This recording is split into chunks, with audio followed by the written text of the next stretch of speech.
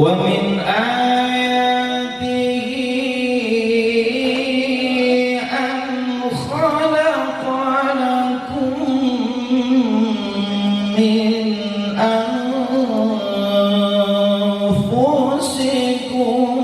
azwaja.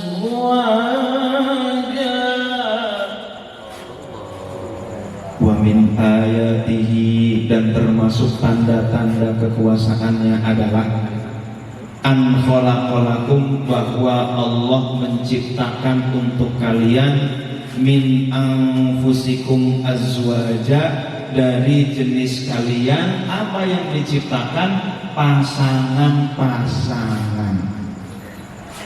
Hadirin dan hadirat yang dimuliakan oleh Allah Subhanahu wa taala, yang pertama min anfusikum, diciptakan pasangan dari jenis kalian, dari jenis manusia. Maka pasangan hidup kita bukan batu yang gak punya perasaan. Pasangan hidup kita bukan mesin yang gak perlu istirahat. Pasangan hidup kita bukan malaikat yang gak pernah salah. Kalau pasangan hidup kita gak pernah salah, perlu diselidiki. Diselidiki.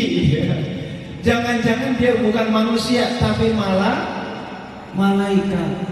Maka hadirin dan hadirat yang dimuliakan oleh Allah, pasangannya dari jenis kita, yaitu manusia.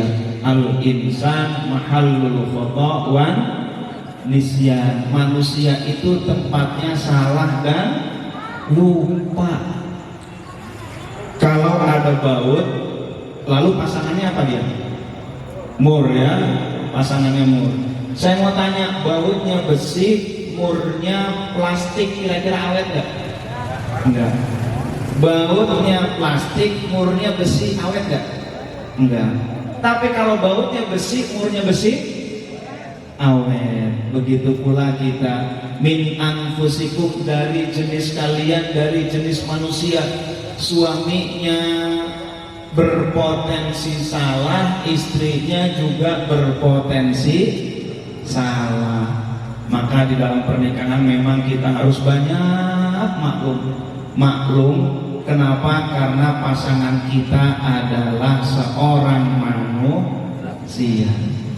Hadirin dan hadirat yang dimuliakan oleh Allah Subhanahu wa taala, min anfusikum azwaja, pasangan. Yang namanya mur sama baut, oke, sama-sama besi, tapi kira-kira bentuknya sama apa beda? Beda. Kalau baut dengan baut pasangan bukan? Bukan. Mur dengan mur pasangan bukan? Bukan. Maka mereka punya bentuk yang berbeda sekaligus fungsi yang berbeda. Maka karena berbeda, wajar kalau ada perbedaan. Kadang-kadang pasangannya, suaminya boros, istrinya efisien. Suaminya pendiam, istrinya ember, misalkan gitu ya. Oh, kok ember gitu ya. Ya Allah, min anfusikum azwaja. Dan diawali dengan kata-kata wa min ayatihi, dan termasuk tanda-tanda kekuasaan Allah. Coba ini istrinya orang mana? Setelah Ciseeng ya. Berapa kilometer dari sini? Apa 5 langkah dari rumah? Kurang lebih 5 km ya. Allah satukan, Masya Allah. Saya mau cerita, kakak saya itu istrinya orang Jepang. Jadi namanya Noriko Kano, orang Jepang.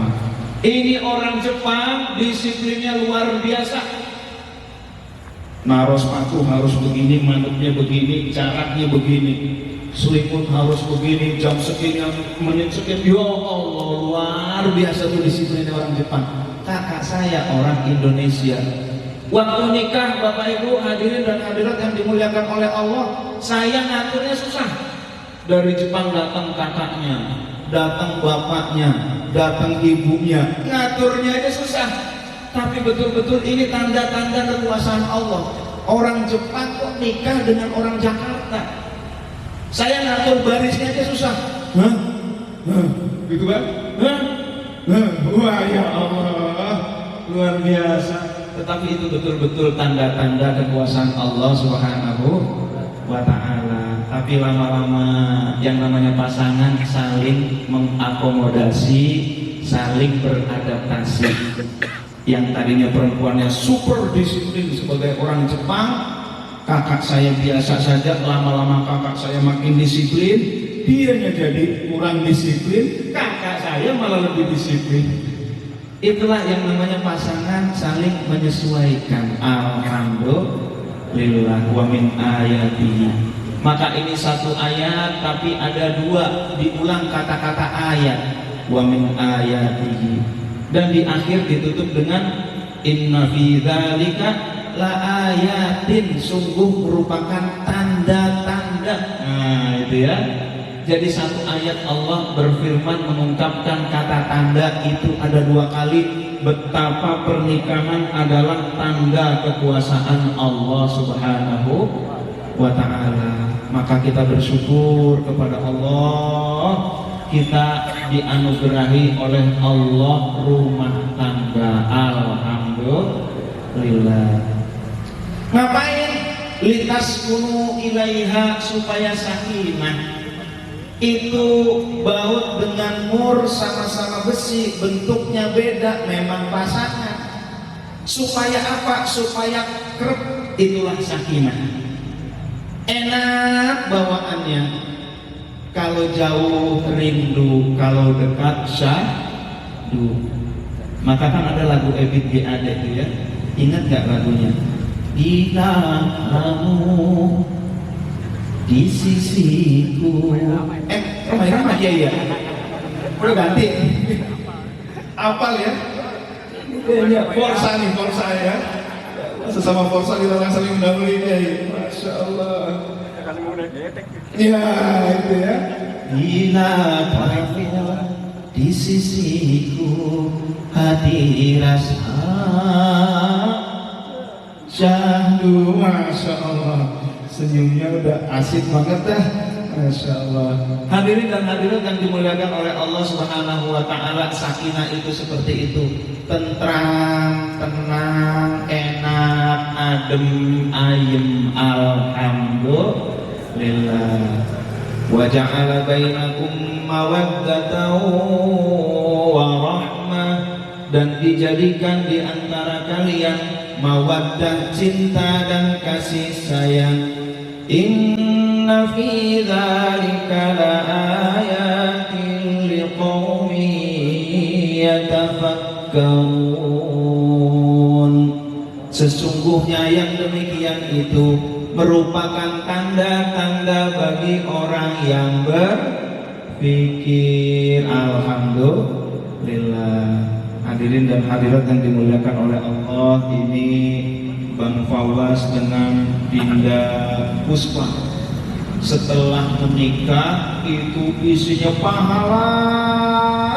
Alhamdulillah. Yang lihat tadinya dosa jadi pahala. Masya Allah. Megang tadinya dosa jadi pahala. Sholat, orang yang sudah menikah menurut satu riwayat pahalanya dilipat gandakan menjadi 70 kali lipat. Alhamdulillah. Maka yang belum nikah, ada yang belum nikah di sini? Belum nikah 2 kali? Mana yang belum nikah coba? Yang depan. Ya Allah, mana yang ini ustadznya? Ya Allah, ini harus segera nih ya. Berarti termasuk jombloan, jomblo wati. Mudah-mudahan yang masih jomblo Allah berikan istri, amin.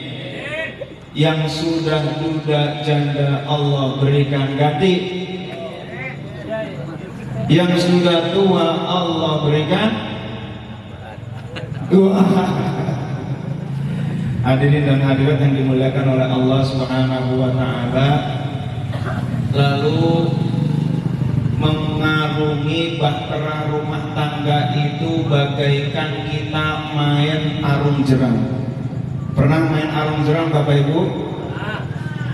Main arung jeram itu supaya kita selamat, kita perlu apa kira-kira? Ya? Dayung, apalagi? Helm. Apalagi? Pelampung. Oke.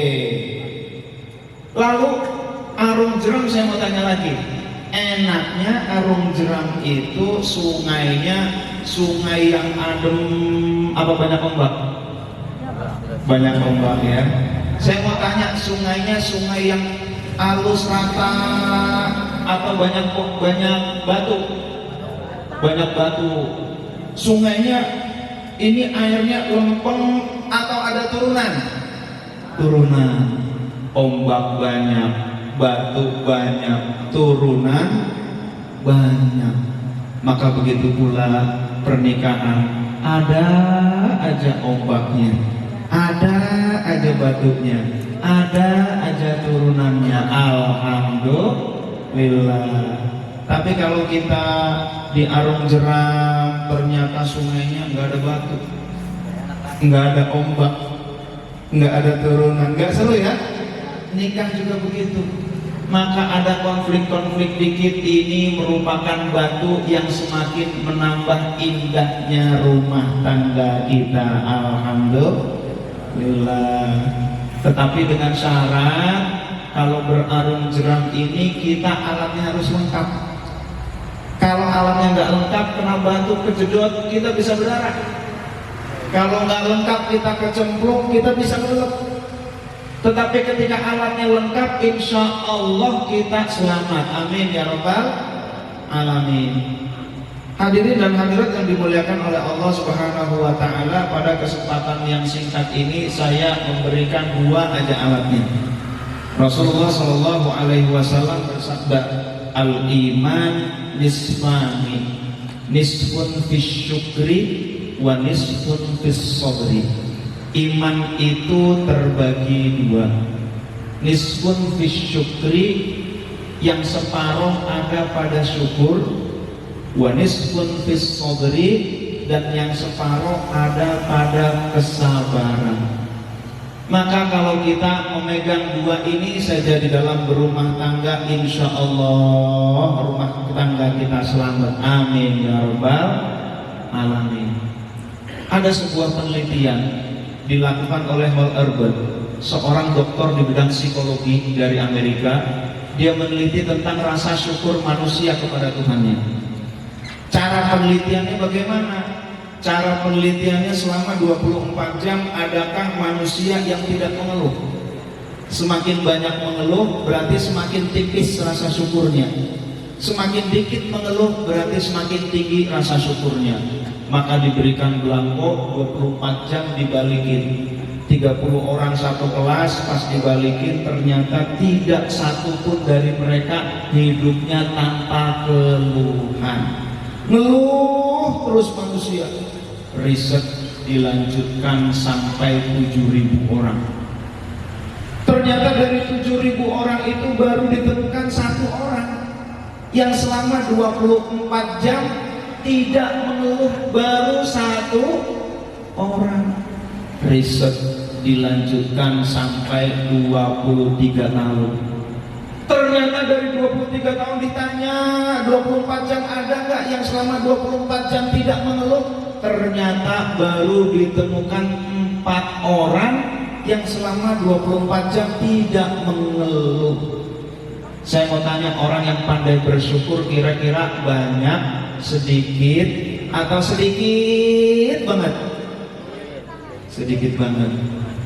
Maka dalam surat Saba ayat 13 Allah berfirman, wa qalilum min ibadiyasy syakur, sedikit dari hambaku yang pandai bersyukur.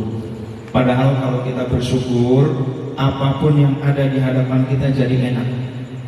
Makan apa namanya nih? Melon. Kalau bersyukur itu enak. Makan nasi uduk bersyukur jadi enak. Pagi-pagi habis lari pagi 2 orang makan nasi uduk. Orang pertama makan nasi uduk sambil berkata, nah ini ciri-ciri kufur nikmat ya. Nanti bapak ibu lihat di rumah, kalau pasangannya berkata, nah ini tanda-tanda kufur nikmat.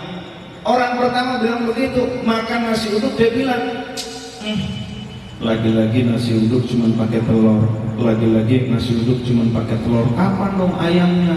Kapan pakai nasi uduk? Enaknya pakai apa? Jengkol. Nah, kata Pak Dewan ya. Tapi kan supaya menghilangkan bau jengkol gimana Pak Dewan? Makan pete. Makomnya lebih tinggi lagi ya. Ya Allah. Orang pertama nasi uduk cuma pakai telur. Orang kedua makan di tempat yang sama, di waktu yang sama. Lauknya juga sama, sama-sama telur. Tapi orang kedua berkata, alhamdulillah, makan nasi uduk ada telurnya. Nggak usah pakai telur, nasi uduknya aja udah wangi. Apalagi di nasi uduk ada bawang goreng, apalagi di situ ada sambal kacang. Waduh, enak banget rasanya. Saya mau tanya Bapak Ibu, hadirin dan hadirat yang dimuliakan oleh Allah Subhanahu wa Ta'ala, itu makan nasi uduk di warung yang sama, berasnya sama nggak? Bumbunya sama? Yang masak sama?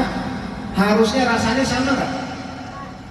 Harusnya sama. Tapi saya mau tanya, lebih enak bagi orang pertama yang apa orang yang kedua?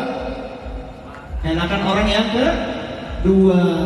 Hadirin dan hadirat yang dimuliakan oleh Allah, jadi kenikmatan hidup kita bukan tergantung kekayaan, tetapi tergantung rasa syukur kita kepada Allah Subhanahu wa Ta'ala. Ini nasi uduk yang harusnya rasanya sama, bagi orang pertama yang mengeluh itu nasi uduk rasanya tidak nikmat. Maka kalau kita makanan gak enak, cek jangan-jangan kita kurang bersyukur. Pekerjaan kita gak enak, cek jangan-jangan kita kurang bersyukur. Rumah tangga kita gak enak, cek jangan-jangan kita kurang bersyukur.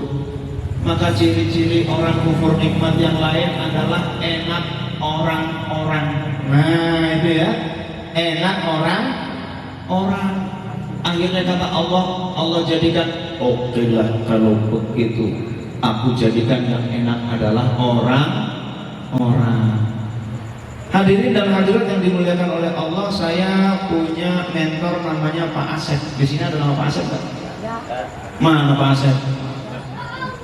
Wah, Pak Asep rumahnya di Ciputat. Dia dosen UIN. Suatu saat dia naik taksi.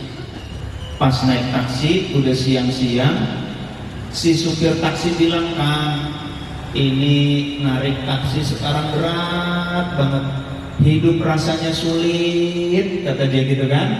Kang Asep nanya, kenapa kok bisa begitu? Iya nih Akang nih, udah siang, Akang nih penumpang pertama nih. Zaman dulu taksi belum ada taksi online.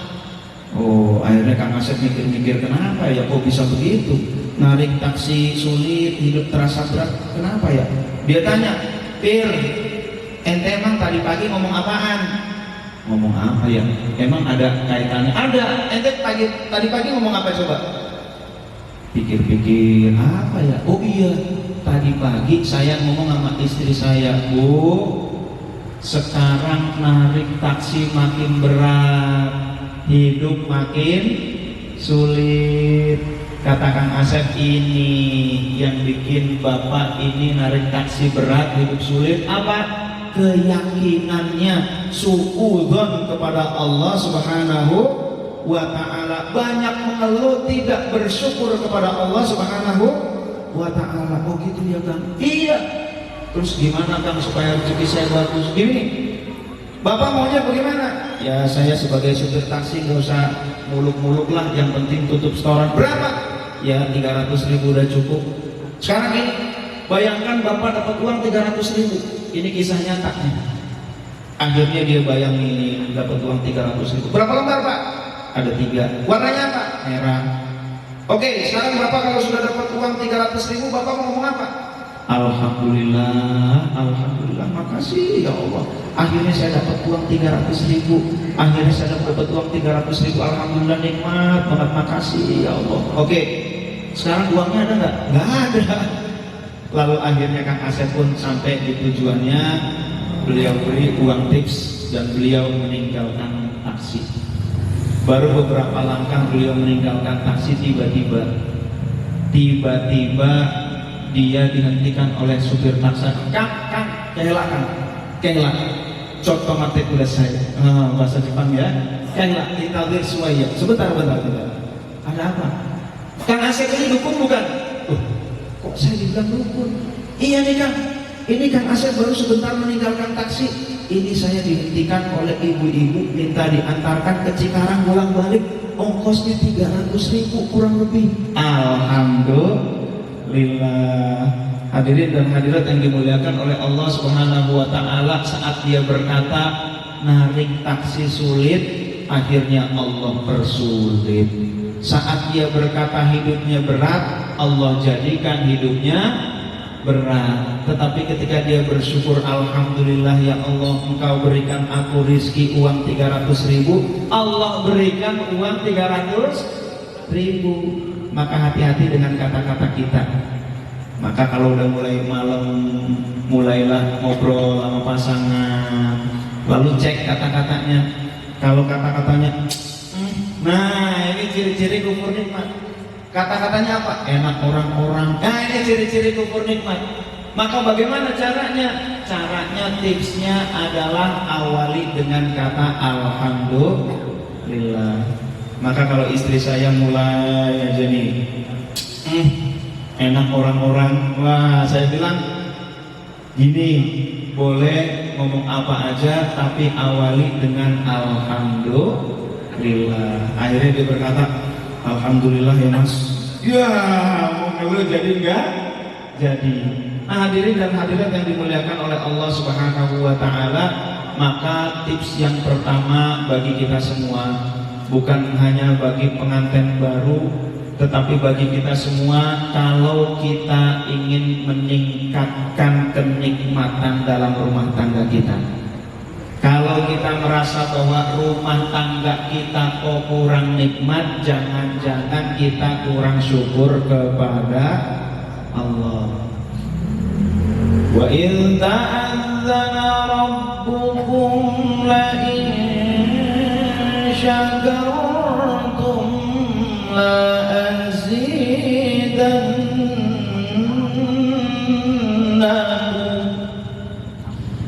wala in kafartum inna adzabi lasyadid.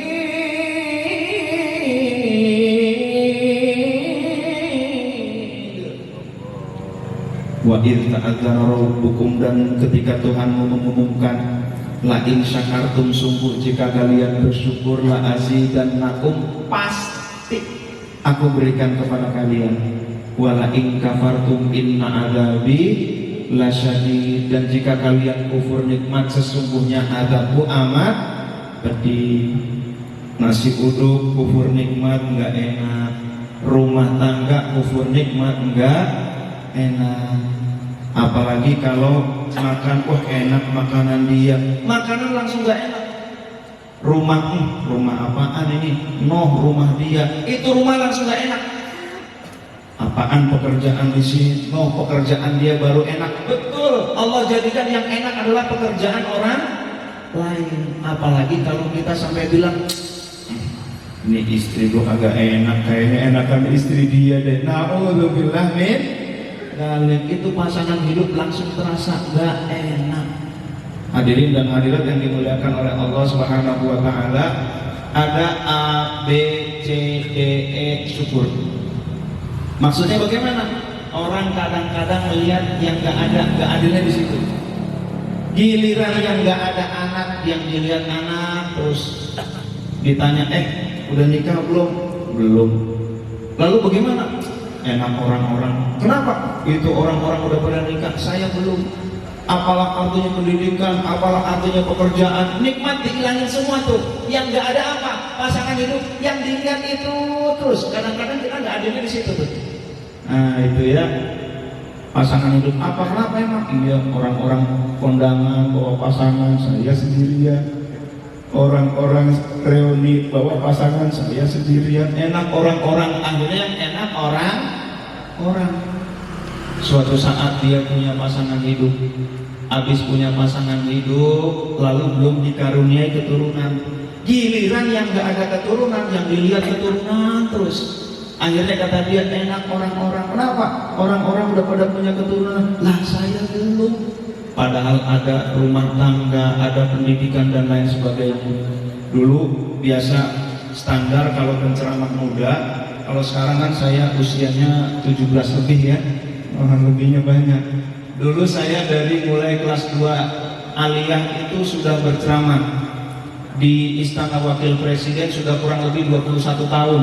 Dan ketika masih muda ceramah, habis ceramah selesai duduk, orang nanya, kalau penceramahnya muda biasanya pertanyaannya apa Bapak Ibu? Udah berkeluarga belum? Oke, pertanyaan pertama. Ting dong 100. Saya jawab alhamdulillah sudah.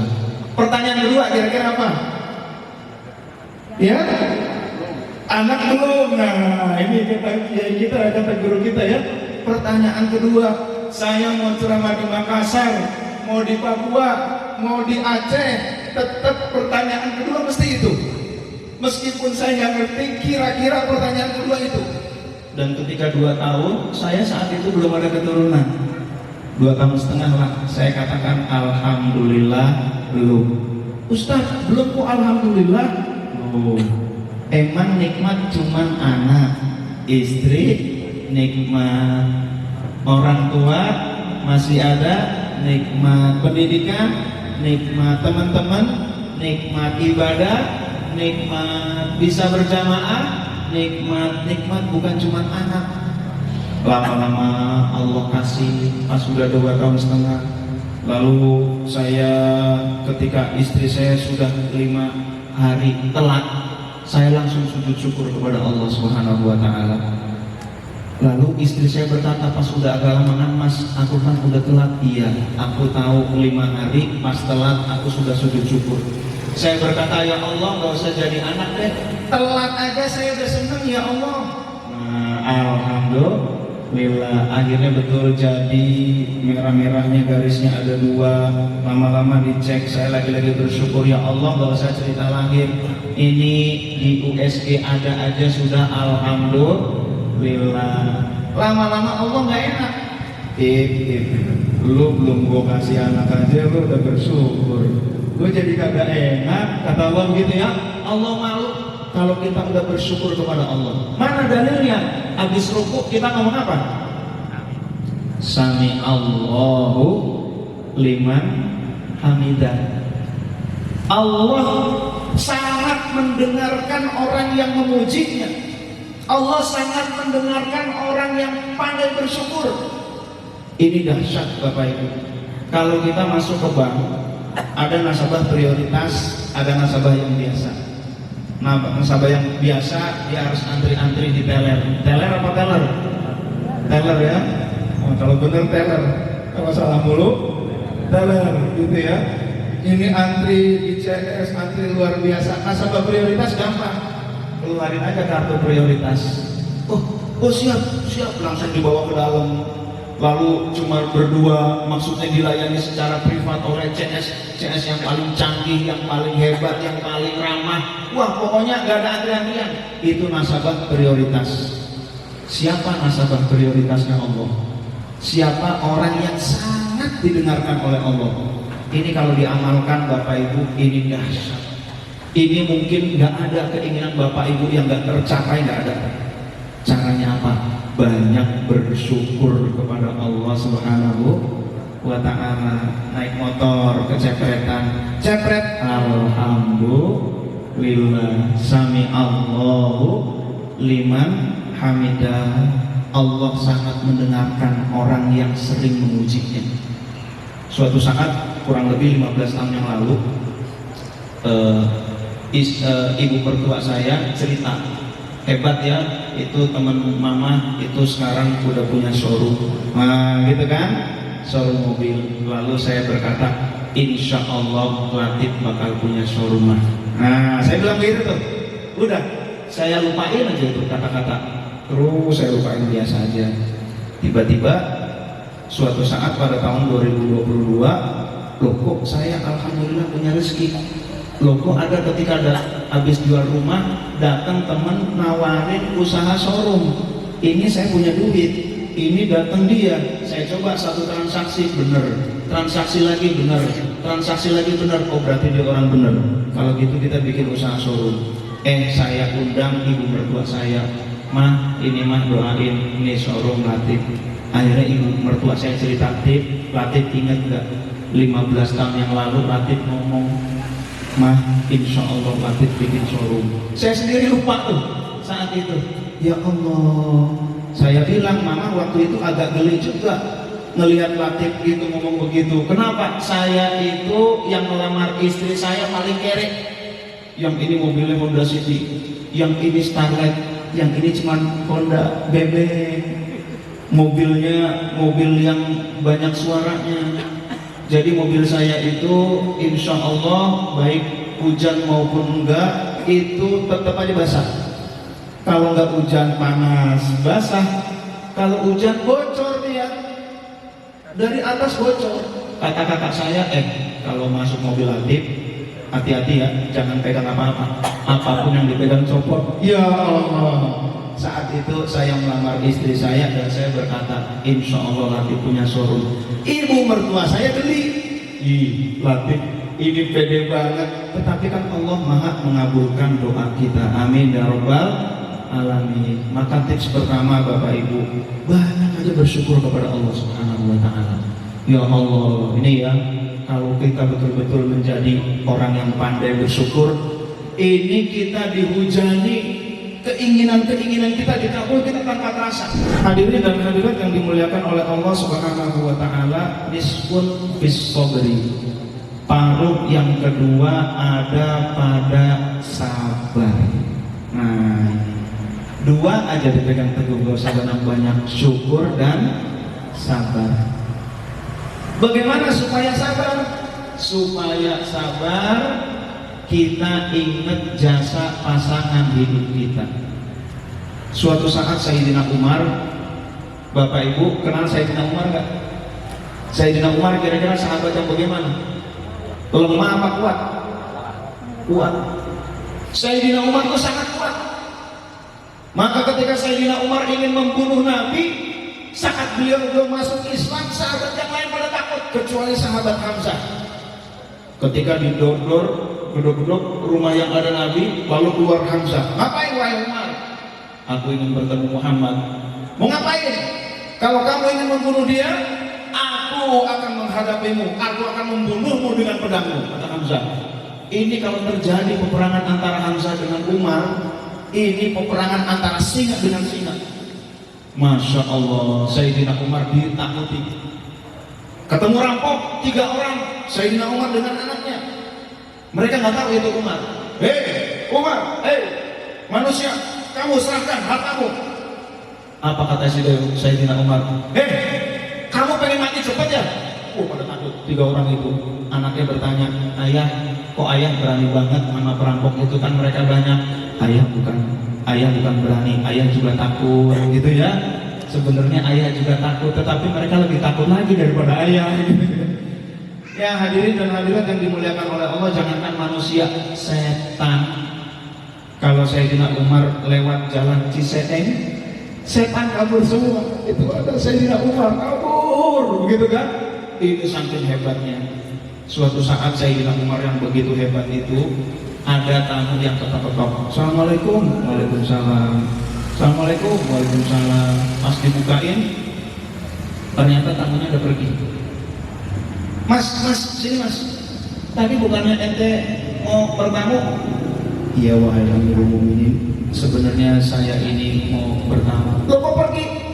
Iya, saya malu mau mengungkapkan. Gak apa-apa, ungkapkan aja. Iya wahai Amirul Mukminin, saya ingin mengeluhkan sikap istriku kepadaku yang galak banget kepadaku. Aku ingin mengeluhkan kepada engkau, tapi engkau sendiri lagi dimarahin istri. Ya Allah. Sayyidina Umar, setan aja takut, Bapak Ibu, dimarahin istri tunduk Sayyidina Umar. Ya Allah. Akhirnya sahabat gak enak dia. Sayyidina Umar yang ditakuti orang dimarahin istri tunduk. Bukan berarti ikatan suami takut istri, tetapi ini adalah sebuah bentuk apresiasi terhadap jasa istri. Lalu akhirnya Sayyidina Umar berkata, "Mas, gini aja mas, maafkanlah istrimu karena 5 hal." Berapa hal? 5. Yang pertama, apapun yang dilakukan istrimu, sikapnya kepadamu, maafkan karena 5 hal. Yang pertama, makanan yang kamu makan dialah yang masak. Istri zaman sekarang begitu kan?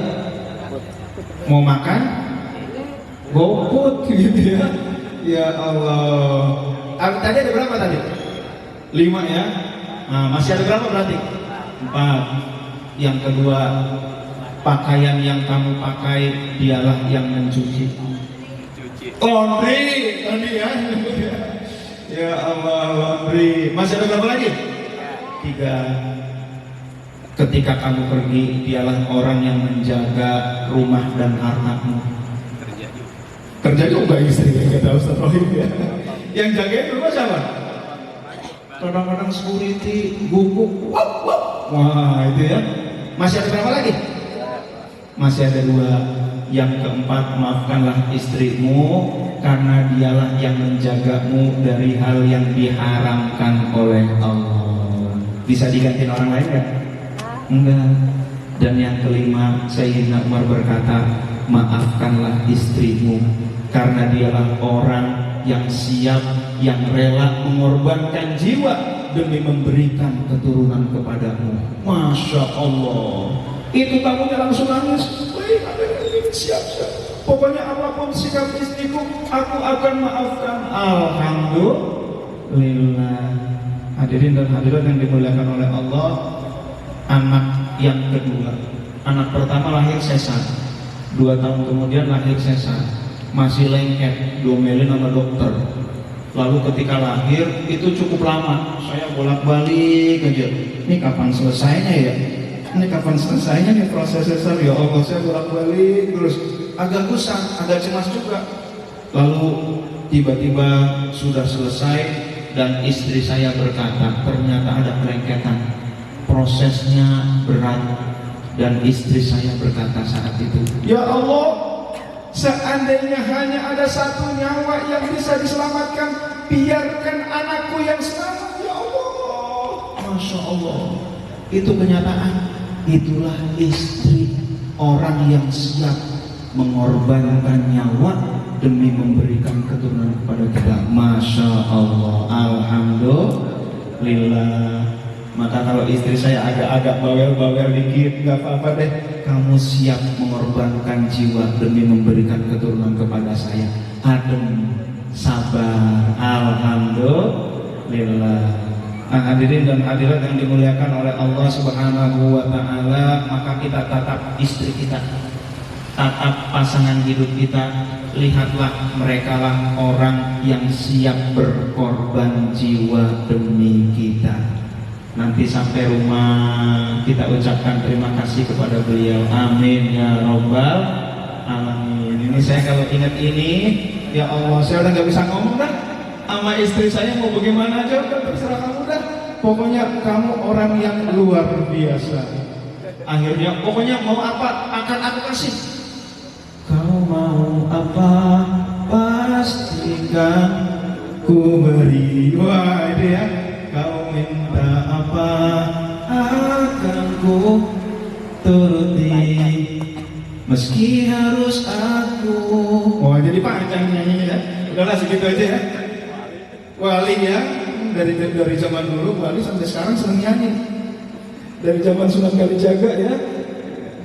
Terlelap dalam hati ini demi kamu sayang. Nah itu ya. Ya Allah, pokoknya selama aku bisa, insya Allah aku akan kabulkan, insya Allah. Nah hadirin dan hadirat yang dimuliakan oleh Allah Subhanahu wa Ta'ala. Lalu bagaimana istri kepada suami?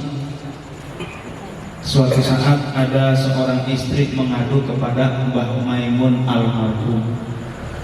Dia mengadukan sikap suaminya udah males, kalau bahasa kita udah jelek, hidungnya pesek, matanya belek, badannya bau ketek, napasnya bengek, punya rumah cuma dari triplek, lantainya becek, anak ngerengek-ngerengek, makan cuma pakai tempe orek. Ya Allah, ya Allah, ngadalah beliau kepada Mbah Mun, Mbah, ini suami saya mending ganteng kayak Ustaz Rob. Ya Allah, udah kagak ganteng, kagak kerja. Ditanya oleh Mbah Maimun, emang peran suami itu apa? Peran suami ya cari uang lah, gitu kan? Kata Mbah Maimun, kamu salah. Peran utama suami itu bukan cari uang. Kalau kamu menganggap peran utama suami itu cari uang, kamu bagaikan beli kulkas untuk naruh pakaian. Kulkas harganya 5 juta buat naruh pakaian. Kulkas ada tempat gantungan nggak? Nggak ada. Kulkas katakanlah 5 juta buat naruh pakaian, kira-kira kulkas itu lega apa sempit? Sempit. Kenapa kok harganya mahal tetapi tidak berfungsi? Karena tidak difungsikan sebagaimana fungsinya. Oh gitu ya Mbak? Iya. Terus fungsi suami apa Mbak? Fungsi suami itu sebagai benteng dari neraka. Oh gitu ya Mbak? Iya. Terus apa yang harus saya lakukan Mbak? Begini, kamu tanya kepada suamimu tiap malam, lihatlah, pandanglah wajah suamimu. Dialah orang yang akan menjadi tameng aku dari neraka. Katakan, wahai suamiku, apakah ridhonya sudah 100% belum? Kalau belum 100% pijitin. Kalau perlu buat makanan-makanan, minuman-minuman, kopi. Wah, gitu kan? Tanyalah kepada suamimu maunya apa. Kalau belum 100% ridhonya, terus layani dia. Maka akhirnya dilayani terus. Oke lah kalau begitu, kata si istri. Dilayani suaminya, udah 100% belum mas? Belum. Apalagi kopi, gitu kan? Nah, lalu dikasih lagi, dibikinin kopi. Udah belum kopinya? Belum. Tambah gitu ya, dibikinin lagi. Pokoknya itu suaminya diservis sedemikian rupa sampai 2 minggu. Itu suami udah jelek, nggak kerja, nggak sholat. Ya Allah. Akhirnya istrinya berbuat baik kepada suami. Suami lama-lama melihat istrinya sholat nggak enak. Lama-lama dia sholat, lama-lama dia cari kerja. Alhamdulillah. Akhirnya perbuatan pun semakin baik, semakin halus. Dan laporlah istri itu kepada Mbah Maimun, Mbah, alhamdulillah setelah 2 minggu ini memang istri suami saya belum dapat kerja, tapi dia udah mulai mau cari kerja. Alhamdulillah suami saya udah sholat. Alhamdulillah perangai suami saya makin baik. Alhamdulillah. Maka ibu-ibu, pandanglah wajah suami sebagai tameng dari neraka. Alhamdulillah. Hadirin dan hadirat yang dimuliakan oleh Allah Subhanahu wa taala, udah jam 1 kurang. Jadi intinya Bapak Ibu hadirin dan hadirat yang dimuliakan oleh Allah, nggak usah banyak-banyak nanti luber. Yang pertama, mari kita jadikan keluarga kita juga termasuk pengantin baru nanti kalau punya anak, mudah-mudahan jadi keluarga Al-Quran. Amin ya Rabbal Alamin. Setelin itu Al-Quran terus. Ustaz, kalau belum lahir bagaimana mas dalam perut? Setelin terus. Ada anak tiba-tiba setelah 2 tahun dia hafal surat Maryam. Ibunya bingung kapan ngapalinnya. Ternyata dalam kandungan ibunya tiap hari baca surat Maryam. Anaknya dengerin tuh. Ketika lahir anaknya dengerin terus saja. Mudah-mudahan keluarga kita jadi keluarga Al-Quran. Amin ya Rabbal Alamin. Yang kedua, di dalam pernikahan yang isinya penuh pahala, di dalam pernikahan yang isinya mengarungi bahtera rumah tangga yang bagaikan main arung jeram, kita perlu alat supaya kita bisa selamat, bisa mencapai tujuan kita. Yang pertama adalah syukur. Maka insya Allah, ya Allah, kalau kita banyak bersyukur kepada Allah, apapun yang terjadi, kata-kata kita alhamdulillah, siap-siap terjadi keajaiban dalam hidup kita. Yang kedua, tingkatkan kesabaran kita dengan cara kita mengingat jasa pasangan hidup kita. Insya Allah kita akan menjadi pribadi yang lebih penyabar. Amin ya robbal alamin. Demikian saja Bapak Ibu hadirin dan hadirat yang dimuliakan oleh Allah. Nyetel TV sambil makan buah. Nyetel TV sambil makan buah. Mati lampu karena kabel. Maksud hati ingin terus ceramah, apa daya kaki udah pada pegel. Wallahu muwaffiq ila aqwamit thoriq. Wassalamualaikum warahmatullahi wabarakatuh.